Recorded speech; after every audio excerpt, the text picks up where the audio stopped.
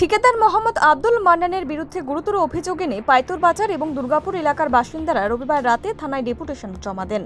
অভিযোগ, মান্নান এবং তার সহযোগীরা দীর্ঘদিন ধরে এলাকায় দুষ্কৃতী কার্যকলাপে লিপ্ত, স্থানীয়দের ভয় দেখানো এবং নিম্নমানের নিম্ন কাজের প্রতিবাদকারীদের হুমকি দিচ্ছেন।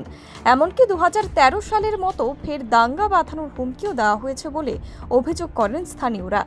রাত প্রায় 9টার সময় প্রায় 45 জন স্থানীয় বাসিন্দা ভারত মাতা কি জয় স্লোগান দিতে দিতে কৈলাসহর থানার ওসি তাপস মালাকারের কাছে লিখিত অভিযোগ জমা দেন।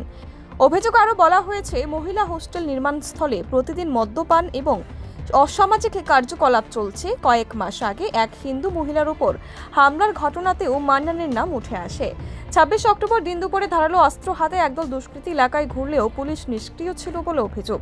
স্থানীয়দের দাবি, ঠিকাদার মান্নান কংগ্রেস বিধায়ক বীরজিৎ সিনহার ঘনিষ্ঠ এবং রাজনৈতিক প্রভাব খাটিয়ে তিনি এসব কাজ চালাচ্ছেন।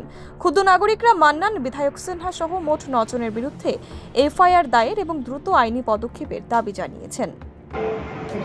গতকালকে একটা পাইতুর বাজার কনস্ট্রাকশন কাজ নিয়ে সমস্যা হয়, ওইটার প্রতিবাদে আজকে কৈলাসহর এলাকাবাসীর পক্ষ থেকে এলাকাতে শান্তি শৃঙ্খলা রক্ষার দাবিতে এটা থানায় সম্মতভাবে একটা ডেপুটেশন করবেন। এলাকাবাসীর পক্ষ থেকে কে দিয়েছেন?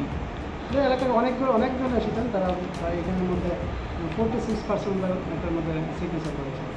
এই যে একটা অশান্ত পরিবেশের সৃষ্টি হয়েছে কৈলাসহরে, পুলিশ তাদের কি ভূমিকা নিচ্ছে বা আগামী দিনে কি ভূমিকা নেবে? অ্যাকচুয়ালি প্রশাসনের পক্ষ থেকে যেটা আইনগতভাবে ওই স্টেপটা আমরা নিচ্ছি, আর পরিবেশটা আমরা কখনোই অশান্ত হতে দেব না।